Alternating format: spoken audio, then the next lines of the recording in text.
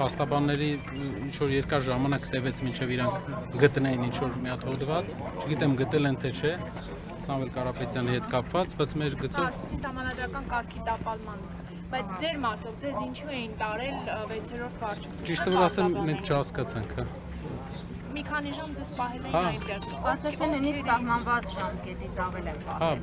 բայց չհասկացանք ինչ էր, ու պարզ է, բոլորս էլ հասկանում ենք ինչ էր, ինչ որ էմոցիոնալ պորտկումների արդյունք է։ Մերսի, շարունակությունը բան կանեմ, գնեք շարունակությունը հետո կանեմ։ Տեսնում եք քաղաքական հետ, միջամտություն,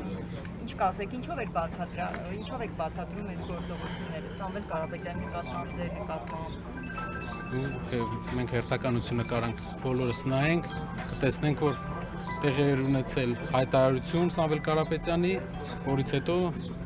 հայտնի վիդեոներ, որից հետո հայտնի հարաբերակումներ ու հայտարարություններ։ Ամբողջը տեղի ունեցել հանրության աչքի առաջ ու մենք բոլորս կարող ենք տեսնել ինչ մոտիվներով, ինչ են մարդիկ ուզում անեն։ Բայց շատ զարմանալի մոտեցում էր, ճիշտ որ ասեմ, շատ հետաքրքիր մոտեցում էր, չգիտեմ, բավական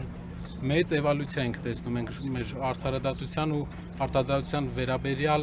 մեր երկրի ու պետության ղեկավարների մոտեցման։ Պարոն Կարապետյան, Շնորհակալ եմ, այսքանը։ Հաշվեհարդար չի կարող լինել, հաշվեհարդար չի կարող լինել մի պարզ պատճառով, որ պետք է հաջող լինի, որ հաշվեհարդար լինի, հաջող չի լինելու։ Իսկ Կարապետյանների քաղաքական նկրտումներ ունեն ի վերջո